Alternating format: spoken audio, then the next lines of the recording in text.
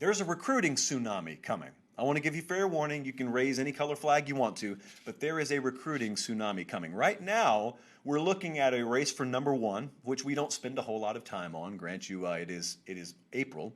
But right now, silently, kind of quietly, Steve Wilfong, I was on the phone with him this morning. He said, "Do you realize Georgia's the number one recruited class in the country?" And I said, "No, Stephen, I did not. Thank you for informing me of that." So if you're not aware, let me break the news. Georgia's got the number one class in the country right now. Ohio State, close behind. We're looking at it right now. LSU, Notre Dame.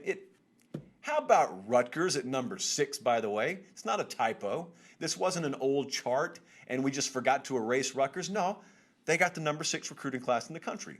So hats off. My prediction is they're not there by the end of the cycle, but this is a really, really good thing for Rutgers. So having said that, let's come back south of Piscataway for just a second. Georgia's number 1 right now. And they are sitting there, I wrote it down, they've got an average player rating of over 94, about 94.2. So that's good. That puts them on pace currently for that 2018 class that was ranked, I think, number 1 overall. They had like a 323 team score. Steve Wilfong, speaking of the devil, or speaking of the angel, has a really good piece about this on 247sports.com right now. You see the Buckeyes at number 2, sitting there just behind Georgia, and they've got an average player rating of 95.74. They got Quinn Ewers, number 1 quarterback in that class. So there's a lot about to happen. I'm just showing you this to give you a general gauge of where things sit right now. A lot is about to happen. Dare I say the floodgates are about to open.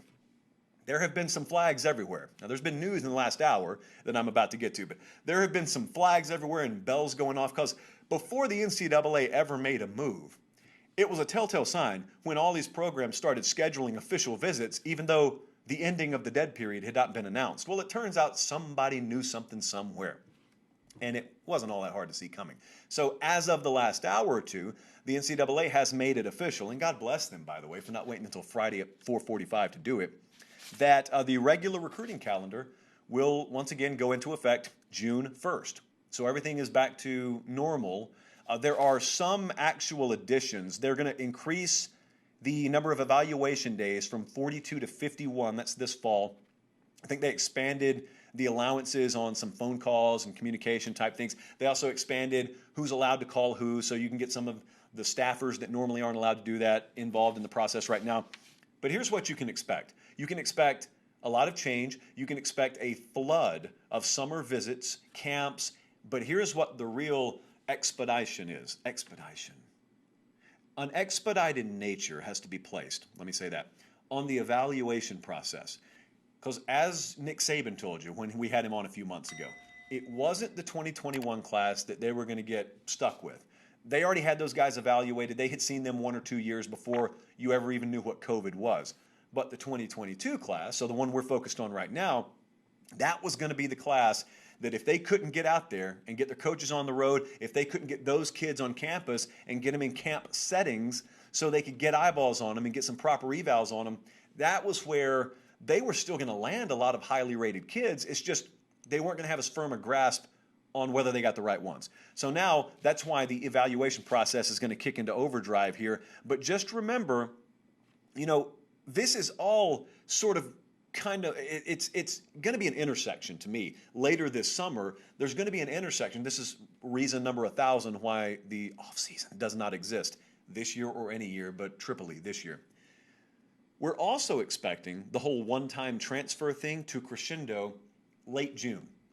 And what I mean by that is, I don't know if this has been made official or not, but if it's not, it probably will be soon, per multiple reports.